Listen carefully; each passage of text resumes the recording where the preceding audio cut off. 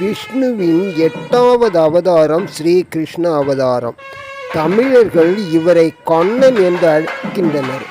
வருடந்தோறும் ஆவணி மாதம் அஷ்டமி திதி ரோகிணி நட்சத்திரத்தில் கிருஷ்ண ஜெயந்தி கொண்டாடப்படுகிறது. இந்து மதத்தில் கிருஷ்ணரின் கதைகள் ஒரு தெய்வ குழந்தையாக, குறும்புக்காரனாக, முன்மாதிரி காதலனாக என பல்வேறு வகைகளில் சித்தரிக்கப்படுகின்றது. கிருஷ்ணர் வழிபாடு பாலகிருஷ்ணர் அல்லது கோபாலன் என்ற பெயரில் 4ஆம் நூற்றாண்டு தொடக்கத்திலேயே இருந்தது. பெஸ்ட் சேனல் அன்பர்களுக்கு வணக்கம். உளுந்தூர்பேட்டையில் அமைந்திருக்கும் ஸ்ரீ ருக்குமணி சத்யபாமா சமேத ஸ்ரீ பகவான் கோகுல கண்ணன் திருக்கோயில் வந்திருக்கோம். இந்த கோயில் 7/7/2025 தேதியில் கும்பாபிஷேகம் நடைபெற்றது. தற்போது 48 நாட்கள் மண்டலாபிஷேகம் நடைபெற்று வருகிறது. மிகவும் அழகாக பிரமிப்பாக இருக்கும். இந்த கோயில் பூஜைகளில் நாம் கலந்து கொள்ளப் போகிறோம். காணொலி முழுமையாக பார்த்து பிடித்திருந்தால் நண்பர்களுக்கு ஷேர் பண்ணுங்க, காணொலி லைக் பண்ணுங்க, சேனல் சப்ஸ்கிரைப் பண்ணாதவங்க மறக்காம சப்ஸ்கிரைப் பண்ணுங்க. வாங்க காணொலிக்கு போகலாம்.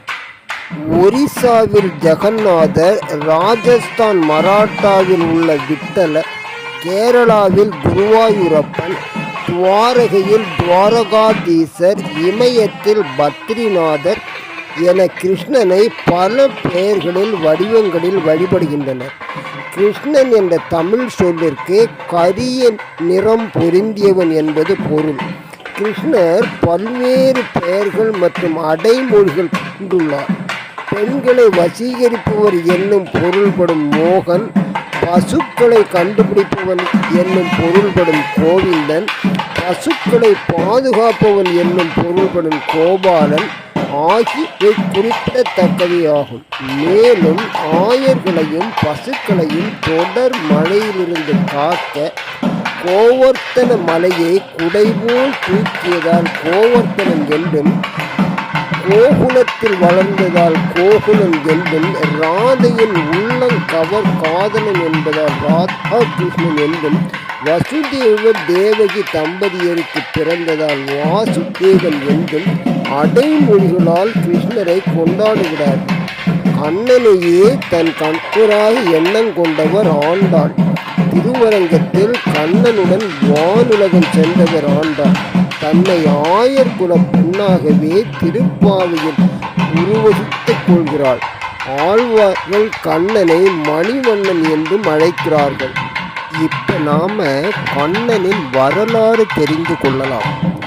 விருட்சிணி குலத்தின் சூரசேனரின் மகன் வசுதேவ தேவகி தம்பதியருக்கு 8வது குழந்தையாக மதுராவின் சிறையில் கிருஷ்ணர் பிறந்தார்.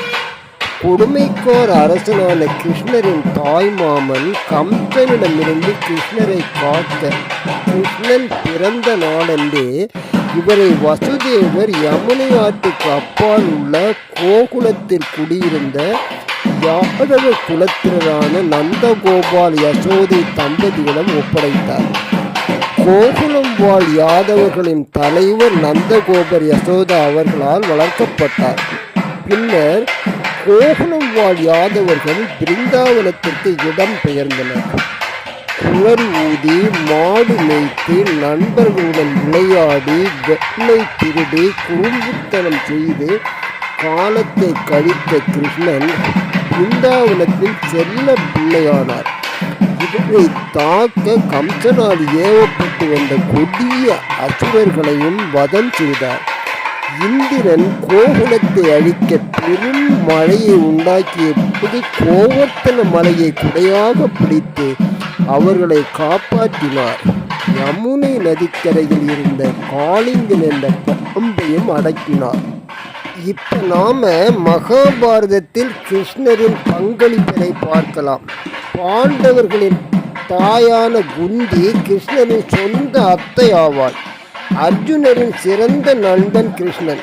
திரௌபதி கிருஷ்ணரின் பக்தை ஆவாள். பீமன் மற்றும் அர்ஜுனன் ஆகியவர்களை கொண்டு ஜராசந்தனை கொண்டவர். இந்திர பிரசுதத்தில் தருமன் நடத்திய ராச தூய வேட்பு மண்டபத்தில் தன்னை அவமதித்த சிசிபாலனை தனது சக்கராயுதத்தால் வென்றவர்.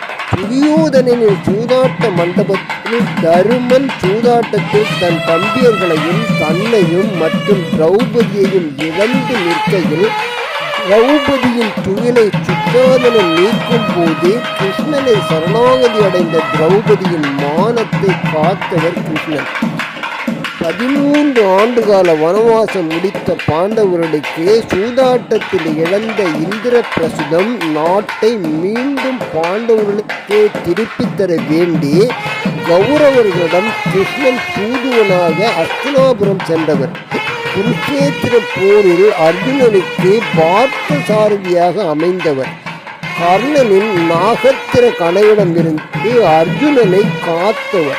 இறுதி போரில் சைகை காட்டி துரியோதனனை கொல்வதற்கு பீமனுக்கு துணை நின்றவர். அஸ்வத்தாமன் ஏவிய பிரம்மாத்திரத்தினால் கொல்லப்பட்ட உத்தரையின் கருப்பையில் இருந்த குழந்தை பிரிட்சத்திற்கு கிருஷ்ணர் உயிர் கொடுத்ததன் மூலம் பாண்டவர்களின் ஒரே வாரிசை காத்தருளினார். இளம் வயதில் பிருந்தாவனத்தில் இருந்த பெண்களின் மனதில் இடம் பிடித்தார். இவர்களுள் ஒருவரான ராதையுடன் காதல் புரிந்தார். வாலிப வயது அடைந்தவுடன் பலராமருடன் மதுரா சென்று கம்சனை வென்று தன் தாத்தாவான உக்கிரசேனரிடம் ராஜ்யத்தை ஒப்படைத்தார். தனது அத்தை மகன்களான பாண்டவர்களுடன் குறிப்பாக அர்ஜுனனுடன் நட்பு கொண்டார்.